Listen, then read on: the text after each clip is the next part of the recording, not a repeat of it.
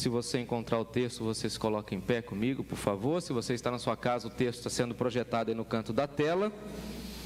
Nesses 4 próximos finais de semana, eu falarei então sobre o texto de Malaquias e eu farei então a exposição do texto. Hoje nós leremos de 6 a 14 e à noite caminharemos do capítulo 2. Então farei sermões mais expositivos, então a dinâmica e a temática será um pouco diferente. Então o culto a Deus é o nosso tema de hoje, exige devoção verdadeira. Se você tem dificuldade ainda com o manuseio da Bíblia, se você encontrar o livro de Mateus, o primeiro livro do Novo Testamento, você pode voltar algumas páginas e você vai encontrar Malaquias, o último profeta que vai anunciar depois a chegada de João Batista e também de Jesus. Depois de Malaquias, não se ouve mais a voz de Deus por 400 anos, o período chamado de interbíblico. Malaquias 1, de 6 a 14. Diz assim o texto sagrado: O Senhor dos Exércitos diz aos seus sacerdotes: o filho honra seu pai, o servo respeita o seu senhor. Se eu sou seu pai e seu senhor, onde estão a honra e o respeito que mereço? Vocês desprezam o meu nome, mas vocês perguntam: de que maneira desprezamos o teu nome?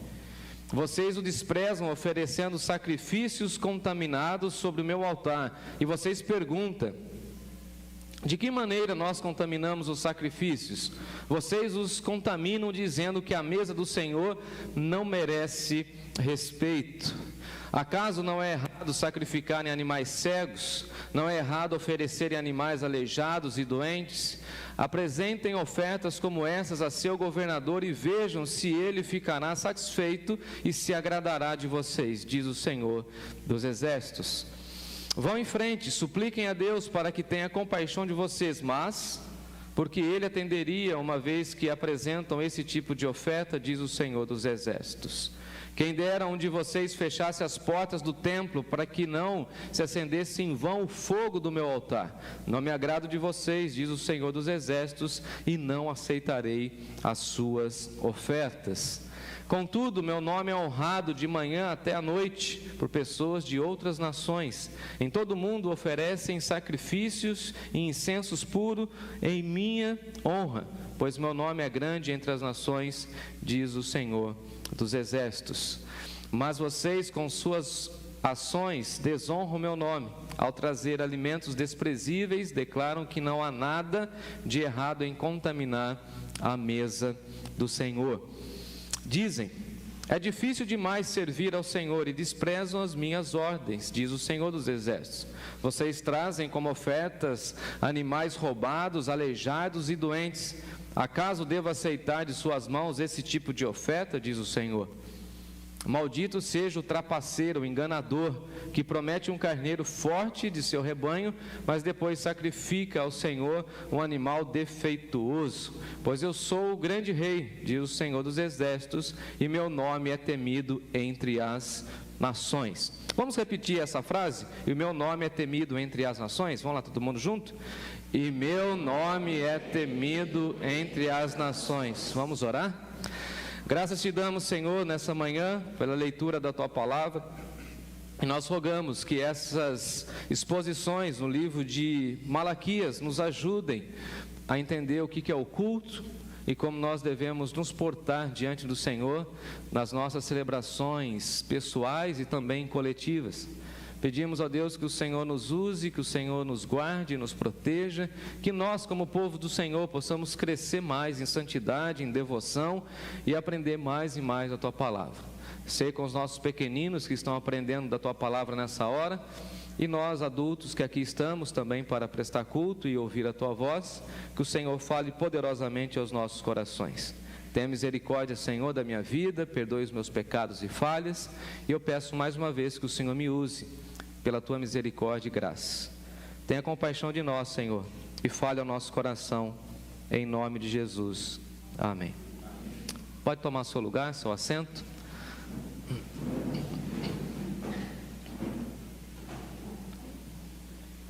Como eu já disse, esse sermão será diferente de tudo aquilo que tenho feito, será um sermão mais expositivo, e eu espero que você Deixe a sua Bíblia aberta aí no texto de Malaquias, porque nós usaremos várias passagens e versículos, e dessa maneira eu preciso da sua atenção. É muito triste ouvir pessoas dizendo que nós não temos nada a aprender com o Antigo Testamento, que nada temos que resgatar do Antigo Testamento, e nós precisamos aprender com as revelações de Deus registradas no Antigo Testamento. É um erro grosseiro pensar que nada do Antigo Testamento agora tem sentido para nós, uma vez que nós estamos vivendo na era da graça e tudo agora, obviamente, converge em Jesus, mas nós precisamos olhar na história, na esteira da revelação de Deus e ver como Deus foi preparando tudo para a chegada de Jesus, o Messias. Então, o Antigo Testamento ele é fundamental, eu diria que é a base para toda a revelação de Deus, e nós temos elementos fundamentais no Antigo Testamento que permanecem na igreja. Por exemplo, essa questão do culto, da adoração, como nós veremos hoje, o culto que merece a nossa adoração sincera, o culto que merece a nossa expressão de graça,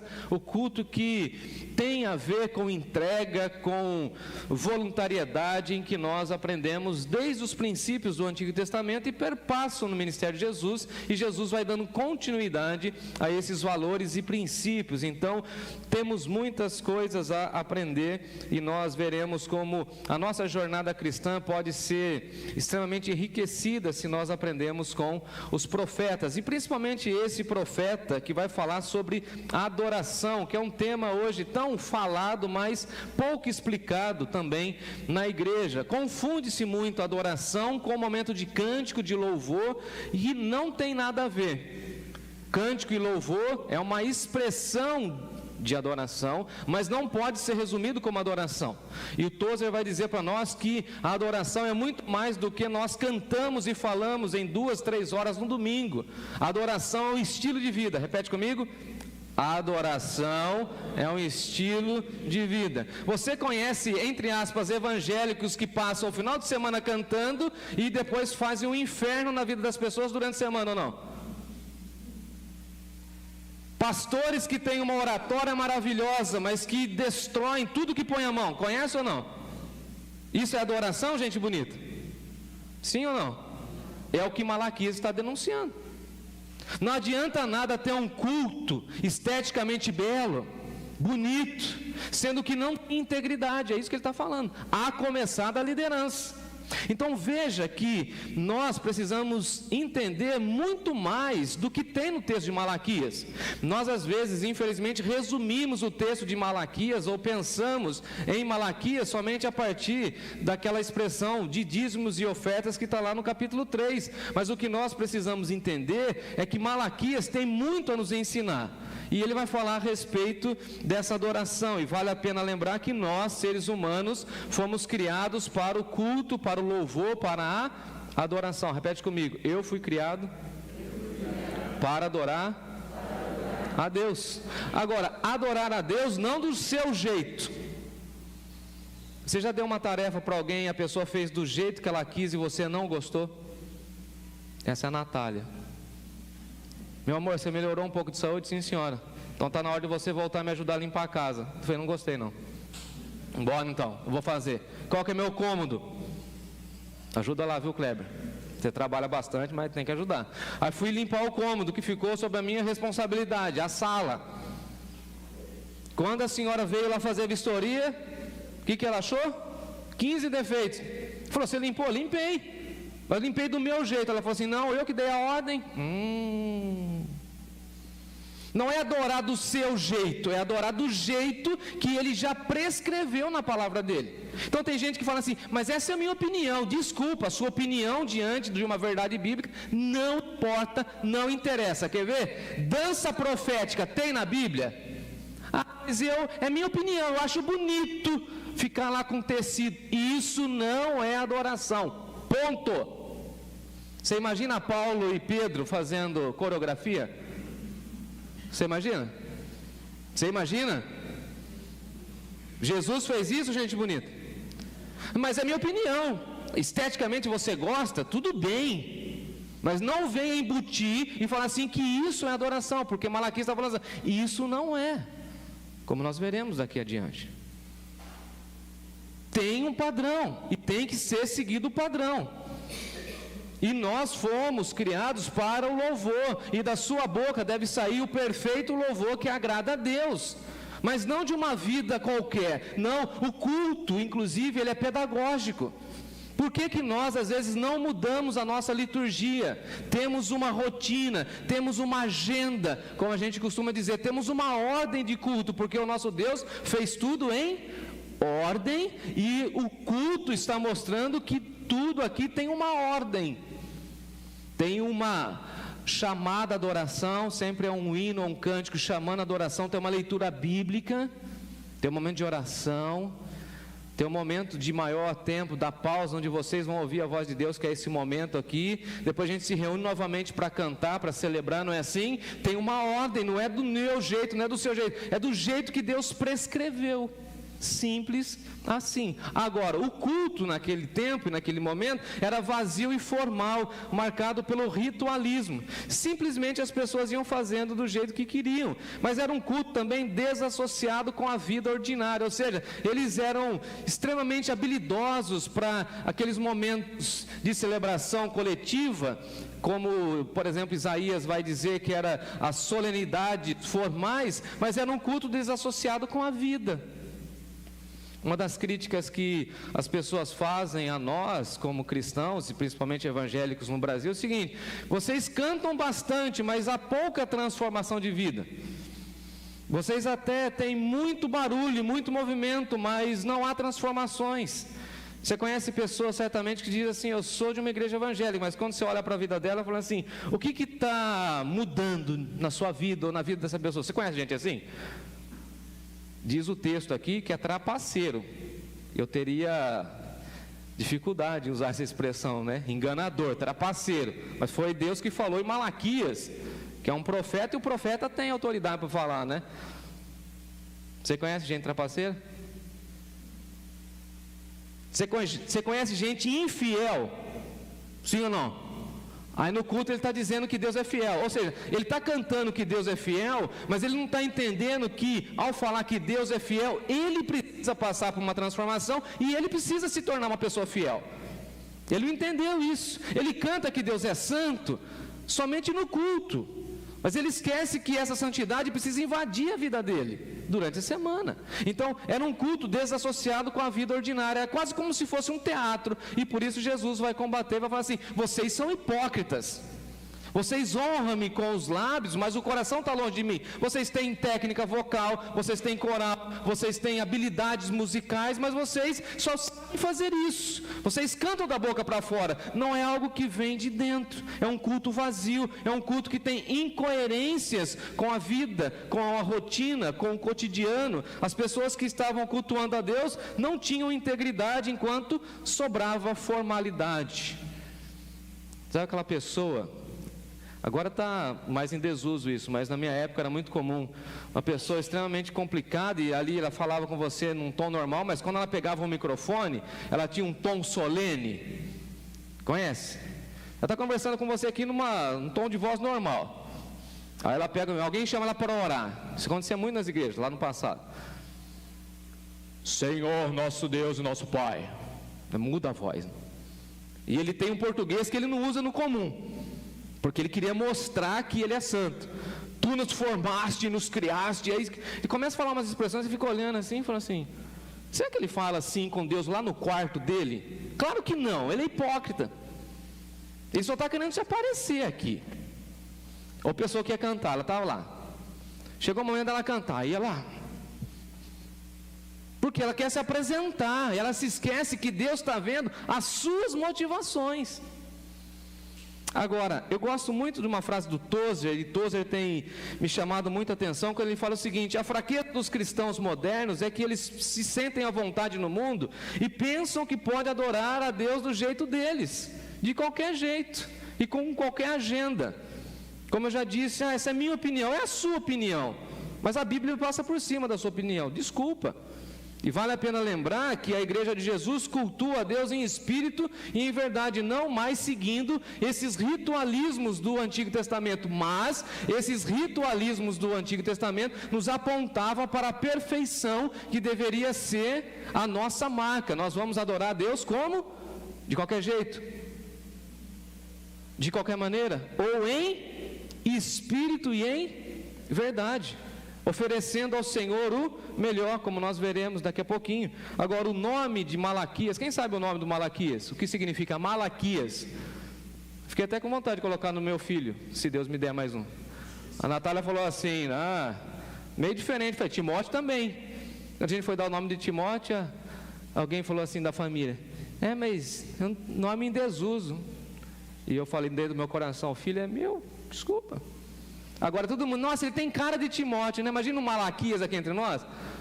Malaquias significa, fala Lucas, meu servo, meu mensageiro. Depois ele vai ser identificado assim como mensageiro. Agora, Malaquias, ele é diferente porque os outros profetas diziam assim, assim diz o Senhor, e já trazia o recado. Malaquias, ele tem uma coisa diferente porque ele consegue fazer um diálogo com o povo e com Deus. Então você vai ver nas exposições que ele vai conversando com o povo. Deus traz o recado, o povo rebate, depois Deus dá a sua denúncia e chama o povo ao arrependimento. Então Malaquias promove um diálogo, e nessas exposições a minha oração é que você também ouça esse diálogo de Deus com a igreja e aprenda um pouco mais a respeito do Senhor e a respeito do culto e da adoração. Agora Malaquias está exortando o povo dessa formalidade, desse culto vazio, desse culto hipócrita, e chamando então a nossa atenção para a integridade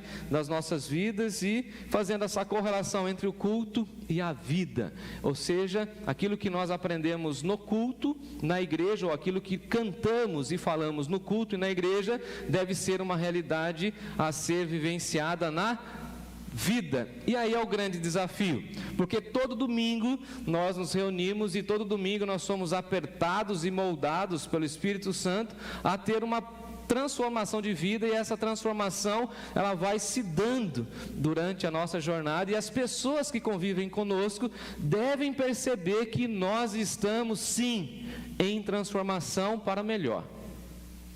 Se isso não estiver acontecendo, o seu culto não tem sentido, e se ninguém te ensinou ainda na vida cristã, Deus não aceita. Conhece gente que fala assim, não, eu sou assim, é aquela síndrome, eu não vou nem falar o nome dela. Nasci assim, sou assim, vou morrer assim, então você não é crente, criatura. Aí tem gente que chega para mim, ô Jéssica, você mudou. Mudei mesmo, e estou mudando, e vou mudar. Você tem problema em trocar de opinião? Não. De conceito não, bíblico não, mas de opinião eu mudo, de jeito de ser eu mudo. Quem me conhece aqui há alguns anos, e tem vários aqui, já viram que eu mudei de estilo de pregação. Jéssica, você mudou. E estou mudando, e vou mudar, e volto atrás, e vou para frente, tentando encontrar o melhor para servir a Deus. Eu tinha uma certa implicância com o vizinho, eu confesso. Posso contar uma história? Nem perguntei, né? Quando eu morei aqui no bairro, eu tinha implicância de vizinho, aqui no bairro. Agora eu moro um pouquinho mais acima, mas estou dentro do contexto ainda. Eu queria, Fernanda, dormir à tarde. Não, a Natália gosta de dormir, mas eu queria ficar deitado, viu, Lucas? Lendo meus livros de teologia. Tinha um vizinho meu aqui, ó, João Martini Filho. Ele colocava uma caixa de som virada para minha casa. Um forró, naquela época era o forró. Estou falando de 15 anos atrás também, né? Quem gosta de forró aí? Os nordestinos.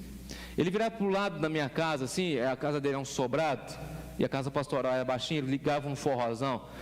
A janela fazia assim. A Natália falou, não consigo dormir. Eu falei, vai lá na igreja central, dorme lá no meu gabinete. Quantas vezes ela ficou lá no gabinete dormindo? Peguei bronca de vizinho. Aí, estudando a Bíblia, eu entendi que vizinho é tão importante quanto um familiar, porque o familiar às vezes não está do lado, mas o vizinho está. Aí eu fiquei doente agora nessa minha segunda passagem, né? Quem tem cuidado de mim? O meu vizinho. Eu dou partida no Fusca de manhã, ele aparece lá. Vizinho, está tudo bem? Vai para o hospital? Com quem que eu aprendi isso? Aqui na igreja. Então veja, o culto vai transformando os nossos conceitos. Se você não tem familiar aqui perto, lembre-se que o seu vizinho, a sua igreja, é a nossa família. Timóteo ontem no carro, voltando do encontro da escola: papai, eu estava brincando com o Murilo lá, meu amigo da escola, você viu, ele tem uma irmãzinha. Eu falei: é verdade, né, filho? É bonita a irmã dele, né? É bonita. Eu tenho acho que 10 anos. Será que eu não vou ter uma irmã, papai?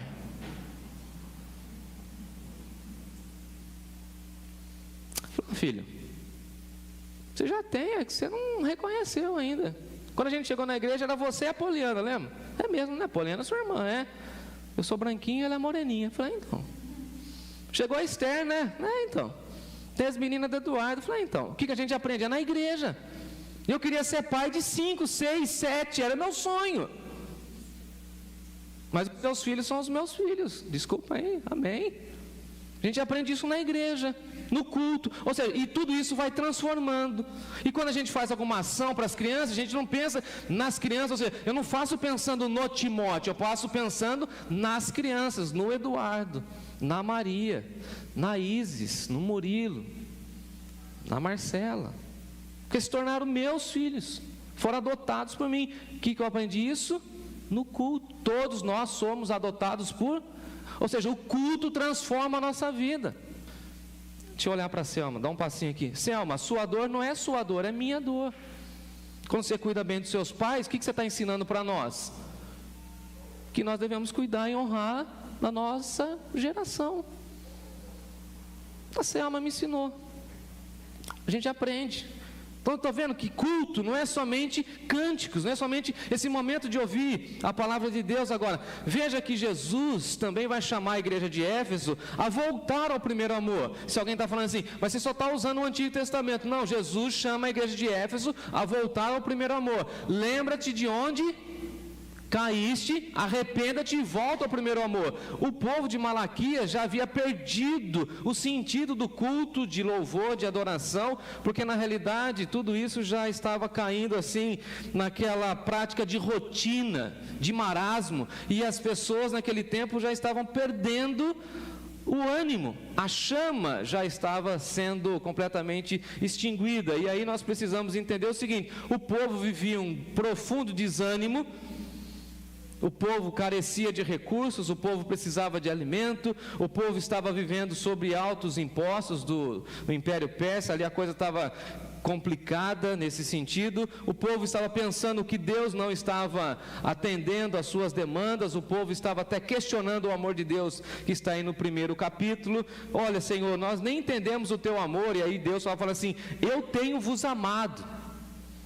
Então a grande mensagem do primeiro capítulo de Malaquias para nós é o seguinte: Deus te ama, e se você tem dúvida disso, por misericórdia, ouça a voz de Deus nessa manhã: eu te amo.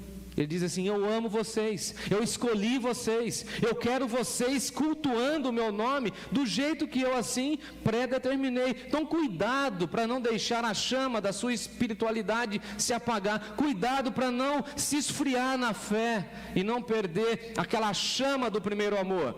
E a chama do primeiro amor é maravilhosa, não é? Quando a gente está incendiado pelo amor de Deus, quando a gente está assim, radiante e quer compartilhar com todo mundo. Então não deixe com que isso se esvaia da sua vida. Falava com a Gabriele, né, Gabriele, essa semana. Falei: pastor, a médica nem autorizou ainda levar a Maria Júlia para o culto, mas eu estou com saudade de estar na igreja. Não foi o que você falou para mim? Ela falou: eu quero sentir a presença de Deus e estar com meus irmãos aí na igreja. Não foi isso que você me disse? Por isso você está emocionado. Ela falou assim: eu choro toda vez que eu estou aqui em casa cultuando, mas eu quero chorar lá na igreja. Não foi, Eduardo? Quando eu fui lá te visitar, o Eduardo abriu um sorriso e falou: o meu pastor está aqui. Eu falei: olha, todo mundo está preocupado com você, rapaz. Está tudo bem, estão precisando de alguma coisa. Então cuidado para não perder isso. Daqui 5, 10, 15 anos. Imagina você, velhinho aqui, trazendo as menininhas, hein? Vovô. Aí você fala assim: eu continuo ainda com a minha chama acesa.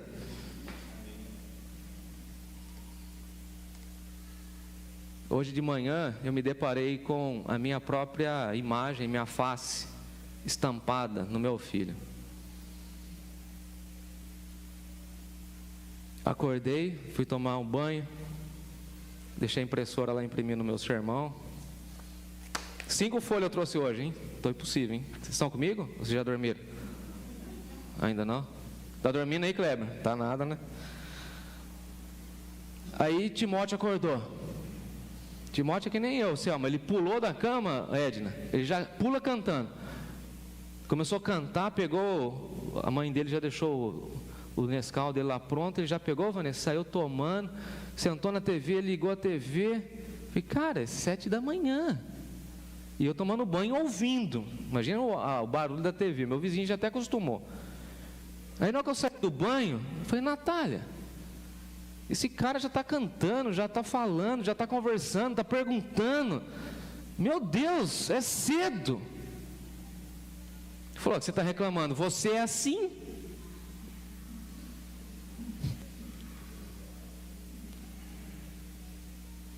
Eu falei, mas como que pode uma pessoa acordar com tanto ânimo? Ela falou assim, não sei, pergunta para você mesmo. Aí eu cheguei para o Timóteo e falei, Timóteo, que ânimo é esse, cara? Falei, papai, você que me ensinou, cara, hoje é domingo, vamos para a igreja, não vejo a hora, troca logo de roupa, nós estamos atrasados. Deu uma dura em mim. Agora, eu espero que daqui 5, 10, 15, 20 anos, eu continue assim, amém? Você é assim. A gente continua dizimando, ofertando, entregando a nossa vida, cantando, ensaiando, entregando tudo para Deus, e não somente em nenhum momento, mas durante toda a jornada. O que nós não queremos é ver cristãos que ficam assim, oscilando. Não queremos ver cristãos perenes. Eu continuo amando a Deus, apesar de todas as dificuldades e lutas, e vamos para frente. É isso que Malaquias está nos ensinando. Agora, veja que o povo do nosso tempo também está desanimado ou não? Tem gente desanimada ou não tem? Pastor, a pandemia, as guerras, corrupção na política. Aí vem aquela grande frase, né? A pandemia vai esfriar os crentes. Não, só vai esfriar quem já estava frio. Quem não gostava da igreja já aproveitou, deu uma grande desculpa e... Quem era crente, piedoso, fiel, consagrado a Deus, esfriou? Voltou com mais desejo. A nossa igreja, por exemplo, graças a Deus, dê um glória a Deus, louvado seja o Senhor, louvado seja Deus. Nossa igreja voltou melhor, e mais desafiada, e mais animada após pandemia. Agora, o que tem de gente que ficou desanimado e desanimado ao longo da jornada, horrores. Estou prestando assessoria para vários jovens pastores que perderam o desejo, o pique, falaram, não, agora é só online mesmo, o pessoal não quer saber. Eu falei, não. Mais uma vez o Tozer, Deus não se curvou à nossa pressa nervosa, nem adotou os métodos da nossa era imediatista. O homem deseja conhecer a Deus, o homem que deseja conhecer a Deus, a mulher que deseja conhecer a Deus, precisa dedicar tempo ao Senhor. Se você tiver coragem, repete comigo. Eu preciso dedicar mais tempo na minha relação com Deus. Cuidado com isso. Pega a sua velha Bíblia, vá orar, vai ler, vai ouvir a voz de Deus, fique em sintonia, porque o povo estava ouvindo as promessas de Ezequiel, Jeremias, Isaías, sobre a restauração que Deus promoveria, mas eles estavam pensando que Deus estava atrasado. E quantas vezes nós pensamos que Deus está atrasado? Dia desses o meu filho falou isso, pai, Jesus poderia voltar agora na nossa geração. Eu falei, não sei, meu filho. E foi a grande pedra de tropeço na vida de Pedro, quando o povo estava falando assim, mas Jesus parece que Jesus está demorando para vir. E aí Pedro vai falar assim, não, Deus não tarda na sua promessa, vai vir na hora certa. Quantas vezes nós estamos pensando que Deus não está atuando em nossa vida, e Ele está dizendo, eu te amo. Agora, o seu culto deveria expressar louvor e gratidão a mim. Agora, veja comigo, vamos mergulhar no texto? Agora são 9h52, tenho 10 minutos.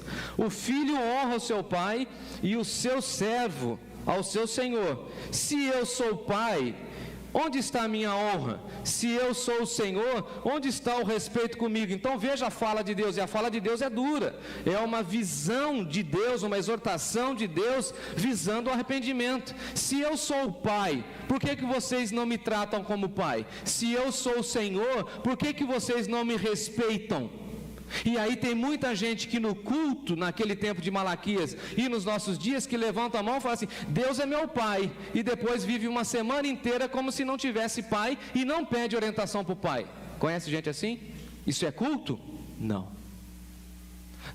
O próprio Senhor Jesus diz assim: vocês me chamam de Senhor e Senhor, mas não fazem o que eu digo. Se Ele é Senhor, a voz que comanda a nossa vida é dEle, amém? As orientações é dele. Por isso que sempre no aconselhamento pastoral, e alguns aqui já passaram comigo, eu sempre pergunto: essa é a sua opinião ou é aquilo que Deus te orientou a fazer? Se você é cristão, você tem que ouvir a voz do seu Senhor, e se Ele falar, cumpra aquilo que Ele está colocando na sua vida. Se Ele é Pai, peça que Ele cuide de tudo, e Ele vai cuidar, conforme disse Jesus.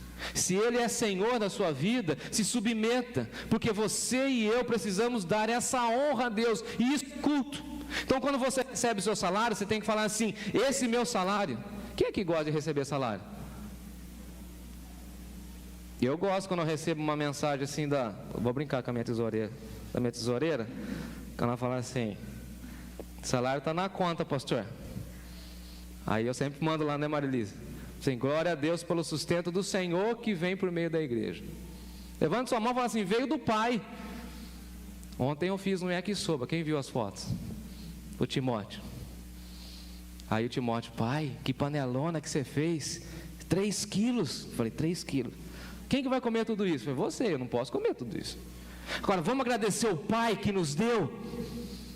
Vamos reconhecer que Ele é Senhor da nossa vida, da nossa existência e da nossa igreja. Vamos dar a honra e a glória a Ele, porque a Ele pertence o poder, a majestade pelos séculos dos séculos. Amém. Vamos reconhecer que Ele nos deu sabedoria, inteligência, saúde e tem nos dado mais do que pedimos ou pensamos, filho.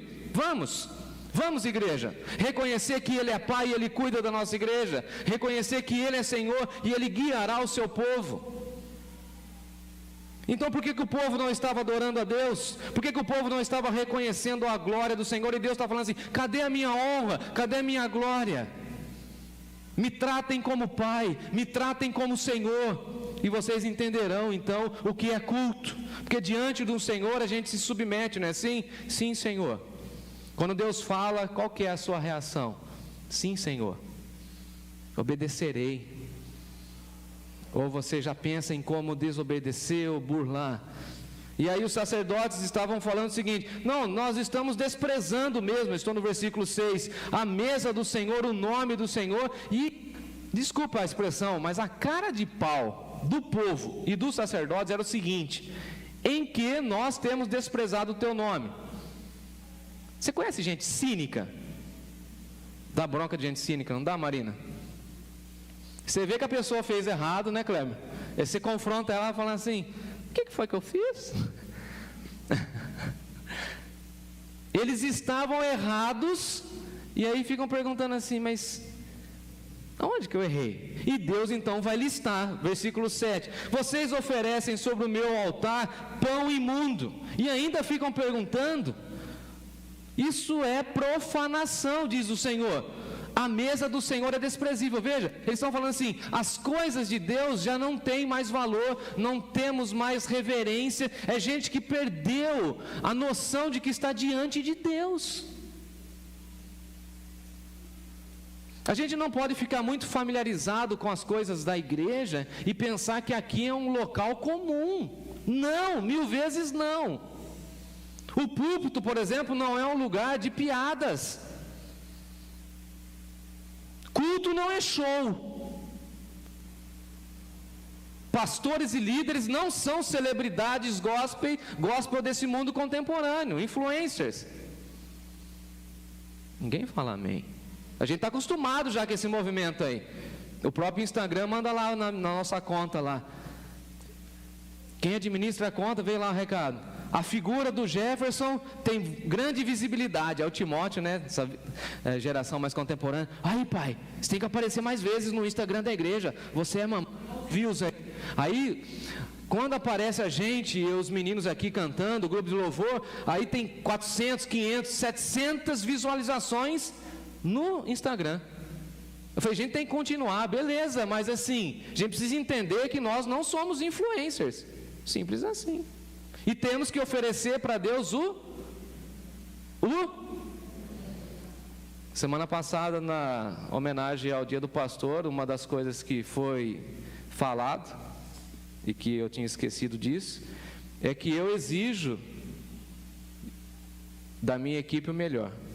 E desculpa quem trabalha comigo, mas é a verdade. Se não for o melhor, não faça. Não é para o pastor Jefferson, não é para a Igreja Batista Nova Canaã, é para Deus. Se está contaminado, não põe a mão nas coisas de Deus, por misericórdia. Se está com preguiça, com canseira, não faça isso. Amém? Se não for para ser o melhor, com excelência, porque isso a gente vai mostrando para o mundo. Maldito é aquele que presta culto ao Senhor, disse Jeremias, relaxadamente. Tem gente relaxada ou não tem? Imagina domingo de manhã você vem assistir o culto, eu estou aqui sem pintar o cabelo, não fiz a barba, estou tudo torto. Parece que levantou da sarjeta na hora e veio, não tem uns caras assim? Chega 5 minutos antes de começar o culto, está todo mundo se batendo, tentando arrumar. Não, culto tem que ser tudo organizado, tudo planejado, porque Deus fez tudo na hora certa e nós precisamos oferecer para Ele o melhor. Não é pão imundo, é pão de acordo com a lei. A mesa do Senhor, ou seja, a casa do Senhor, não pode ser desprezível. Veja que o texto ainda continua, e o povo vai questionar, e aí Deus vai falar no versículo 8, quando vocês trazem um animal, vocês trazem um animal cego, isso é mal. Quem que conhece o Antigo Testamento e as leis lá de Êxodo, sabe que um animal cego nunca poderia ser sacrificado ao Senhor, correto? O que o povo, de uma forma malandra, estava fazendo, querendo burlar? Eles enganavam os sacerdotes? Sim, porque os sacerdotes também estavam corrompidos. Você pode enganar os homens?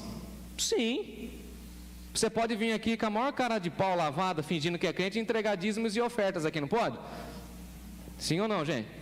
Aí todo mundo fala, nossa, olha lá, pastor Jéssica, que homem piedoso, entrega dízimo, fala de Deus para a igreja, fala da palavra. Aí vem a Natália e fala assim, o pastor Jéssica tem 5 relacionamentos fora do casamento, o que vocês fariam? Imagina. Eu acho que os homens tinham que pegar no banheiro primeiro e dar uma surra, né? Aprender a ser homem e depois ter uma conversa séria, correto? Chega o Timóteo aqui desnutrido, com o olhinho roxo, meu pai me espancou, estaria certo? Mas para o crente a gente acha normal. A gente entrega o que para Deus? Isso é culto, é a forma que a gente está vivendo. Agora, a gente consegue enganar as pessoas. Tem um episódio no Novo Testamento, lá no livro de Atos, que um casal lá estava tentando enganar o Espírito Santo, vocês lembram? Como que é o nome do casal? Deu certo. Eles enganaram os homens? Os homens. E a Deus? Eles estavam entregando e cultuando a Deus com integridade?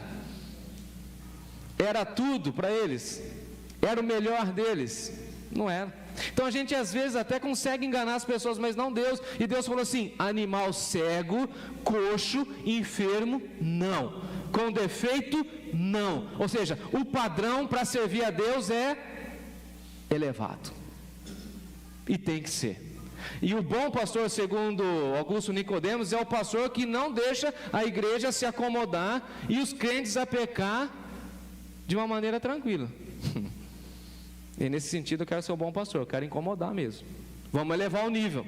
Se hoje você está entregando esse melhor, amanhã, mês que vem, ano que vem, vamos ser melhores, amém? Para a glória de Deus. Jesus disse, sê tu perfeito e caminhe na direção da perfeição. Ser um pastor perfeito agora, Jefferson, faça o seu melhor, mas no ano que vem eu quero você melhor do que você é hoje. Não entregue nada com defeito, coxo, vermelho, enfermo. Agora, no versículo 8, Lucas, dá uma olhadinha aí. É que você olhou para mim com essa camisa vermelha aí. Olha o questionamento de Deus. Minha mãe fazia esse questionamento para mim, Jean, e eu ficava às vezes... Minha mãe falava assim quando eu era criança: você vai com qualquer roupa em qualquer lugar? Sempre gostei de boné, né? Até hoje, o pessoal fica às vezes meio assim, né? Né, dona Neuza? Segunda-feira eu estou de boné, camiseta de esporte, né, Carlão? Estou trabalhando. Aí tem uma reunião pastoral, um atendimento, aí eu ponho roupa de... Eu ponho meu uniforme, né, de trabalhar. Mas fora isso eu estou de boné e... Bom, aí eu cheguei um dia e falei assim, eu era adolescente. Na época, lembra, Marcão? Na nossa época. Falei assim, mãe, acho que eu vou de boné na igreja. Naquela época, hein? Naquela época, 80. Década de 80. Ah, mamãe, mas isso é roupa de ir na igreja? Hoje ninguém fala mais, né? Isso é roupa de ir na igreja? Aí minha mãe falava assim, diante de um juiz você vai de manga de camisa? Falava assim antigamente, né? De qualquer jeito. Olha o que Malaquias está dizendo. Diante do seu governador, você vai de qualquer jeito? Você oferece essa comida aí para o seu governador? Se você entregasse esse pão aí para o seu governador, ele comeria? Você entregaria isso para o seu médico? A dona Karina aí, doutora, desculpa, doutora agora. Para um político, é isso aí que você entregaria? A gente tem essa consciência às vezes social e não temos essa consciência espiritual. Nós estamos diante do Senhor da vida. O culto não é para te agradar, desculpa. Ai, pastor, hoje a mensagem não foi para mim, mas não foi para você mesmo. Foi para agradar o coração de Deus, e Deus é que vai aplicar no coração de quem Ele quiser. E aí Malaquias ele fala assim, eu sou o mensageiro, e o mensageiro tem responsabilidade com quem dá a mensagem e com quem vai receber. Agora, quem vai receber a mensagem e como vai lidar com a mensagem, isso não é problema do mensageiro. Desculpa. O Edielson é carteiro, sabe disso, eu já contei isso aqui. Lá no prédio onde eu moro lá, uma vez eu vi uma senhora brigando, porque a gente não gosta de carteiro. Quem é que gosta de carteiro? Nem cachorro gosta de carteiro. A gente gosta do Edielson, por exemplo, porque a gente é crente, né? Estou brincando, Edielson. Os cachorros, você já trabalhou, agora você trabalha de carro, mas já trabalhou de bicicletinha? E a pé? Aquela mochilinha? Sempre o caramelo, né? Os caramelos na rua, né? Aqueles cachorrinhos amarelinhos, né? Aqui no bairro tem um monte, aqueles pretinhos, pequenininhos. Os pequenininhos são os mais bravos, né? Cuidado. Aí, a moça chegou lá, eu estava na recepção lá, fui buscar uma correspondência, Rafael. E bem no dia também, sabe o que chegou para mim? Fiquei bravo aquele dia, hein? 2 multas, Renato, lá de São Paulo. Fiquei bravo. Quem é que gosta de receber carta de multa? A mulher da recepção, que me entregou assim, ó. Ô Jéssica, tem 2 correspondências para você. 2 multas. Eu falei, meu Deus. Eu já comecei a calcular os pontos na carteira e a facada, né? Aí chegou a minha vizinha e falou assim, tem correspondência para mim? E estava lá o carteiro. O carteiro foi levar uma intimação para ela. Mas a mulher ficou brava com o cara. Você vai embora daqui, seu carteiro. E... não sei se aconteceu com você, perdoa as pessoas, tá? Eles não sabem o que fazem, igual Jesus. Faz a oração de Jesus.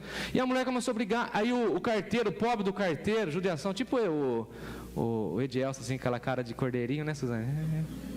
Não, sabe qual que é a minha missão? É só entregar a mensagem. Aí ele pegou assim, ele fazia assim, mas a senhora precisa assinar aqui, ó. A mulher, não vou assinar coisa nenhuma. Aí ele falou, mas se a senhora não assinar, fica pior, porque eu vou ter que devolver. Aí vem o juiz na sua cara, e ela brava. Não sei que ela estava devendo a justiça, é o problema dela. Ela que se vira lá com aquilo lá. Só sei que o mensageiro lá, o carteiro, falou assim, a minha mensagem é essa. Sabe o que Malaquias está falando? Desculpa, não sei se vocês vão gostar ou não, a minha mensagem é essa.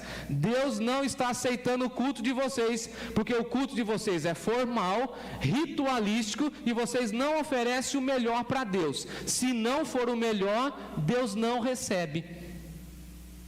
E Jesus disse isso para nós, quando ele falou assim: o Pai procura os verdadeiros adoradores que adoram em espírito e em verdade, ou seja, que entregam o seu melhor. Se não for o melhor, não é culto. Pode até ser culto, mas não é para Deus, e também Deus não recebe. Ponto final. Uau! Malaquias, atualíssimo para os nossos dias, contemporâneo. Deus está falando: não aceita. Versículo 10, essa parte me choca muito. Tomara que tivesse alguém que fechasse a porta do templo. Imagina o Malaquias falando. Sabe o recado de Deus? O recado de Deus é o seguinte: Deus queria que tivesse alguém ousado que fechasse a porta do templo, para que não tivesse culto e não se acendesse o fogo no altar para queimar os incensos e queimar os sacrifícios de uma maneira leviana e sem reverência. Em outras palavras, para o nosso mundo contemporâneo, tomara que algumas pessoas fechassem muito das igrejas ditas evangélicas, porque na realidade elas são empresas religiosas e não são igrejas. O que Deus está falando é o seguinte: tomara que não tivesse culto, porque esse culto não é para mim. É para fazer propaganda ideológica, é para fazer qualquer outra coisa e promover celebridades gospel. Um pastor de Goiânia, todo feliz na internet, falando que Deus deu a visão para ele, que agora no aniversário dele da igreja, no final agora do mês passado, ele precisava de um helicóptero. Me mandaram o vídeo, eu fiquei chocado.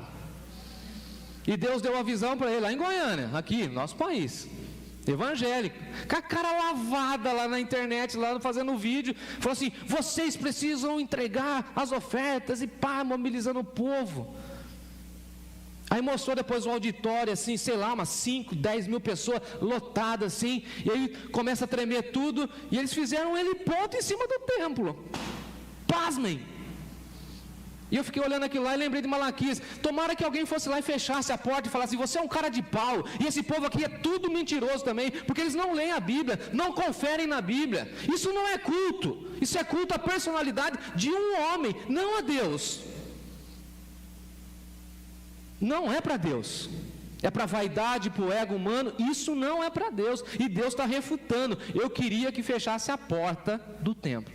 Aí você vai falando assim: mas Deus não quer culto? Aí eu digo: Deus quer culto, mas culto sincero, culto com devoção, culto com entrega, culto com o desejo de mudança, que foi o que Paulo pediu aos romanos, que vocês se apresentem para o culto. Por isso que particularmente eu não fico correndo atrás de crente para trabalhar na igreja, particularmente não.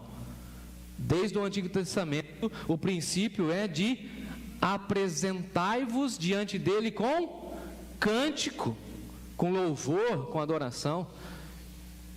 Todo culto tem que ter entrega, ou de dinheiro, ou de oferta, de talentos, de dons e da vida. Tem dia que você tem dinheiro, você vai ofertar, sim ou não?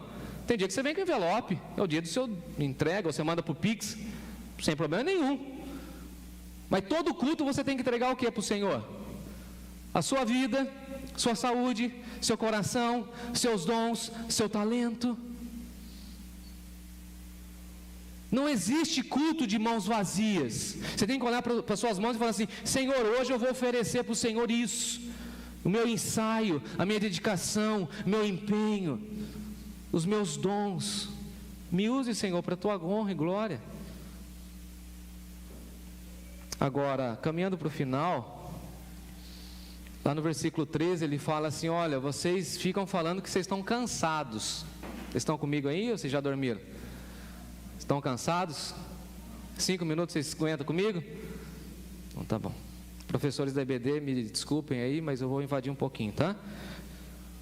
Versículo 13: vocês ainda dizem, que canseira, e vocês me desprezam porque vocês prestam um culto com canseira. Ô, gente bonita, desculpa aqui, você já viu gente falando que está cansado? Eu não vou olhar para ninguém agora, para ninguém falar: ah, está olhando para mim, está mandando recado. Vou olhar para baixo, está limpar meu óculos. Você já ouviu gente falando que não vem para o culto porque está cansado? Hã? E para ir para o trabalho, ele está cansado também, segunda-feira? Quer ver? Eu não posso servir na igreja, eu não posso ficar muito tempo nessa cadeira, porque é uma cadeira muito desconfortável, pastor. Dá dor na coluna. Falei, e a do seu trabalho? Como que é, hein? Quando você está com gripe ou qualquer probleminha, você toma um Dorflex, um dipirona e vai, né? Pro culto não. Você nunca chega pro seu chefe lá e diga assim, eu estou cansado. Final de semana foi agitado. Você chega lá disfarçando na segunda-feira, bate o ponto, não é bater mais ponto, né? Bater ponto é coisa da minha época. Agora tem umas maquininhas. Você põe o dedinho lá, como que chama? Biometria digital. Entra. Tá tudo bem, tá tudo bem. Como foi o final de semana? Maravilhoso. Aí pro culto, você viu o crente? Cansado. Aí você vai pedir alguma coisa pro cara, fala, não, tô cheio de coisa a fazer. É só você, o mundo inteiro. Desculpa.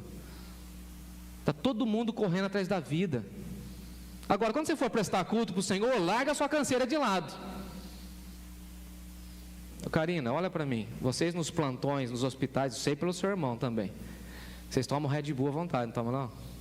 Eu queria ver um crente e falar assim, eu estou cansado, mas vou tomar um Red Bull só para ir para a igreja para ter um culto. Chegar lá, elétrico. Cuidado para não ter asa, né? A propagandinha lá. A piadinha não podia perder, né, Rafael? Não podia perder. Vem para o culto cansado, sem canseira, mas venha e presta culto a Deus.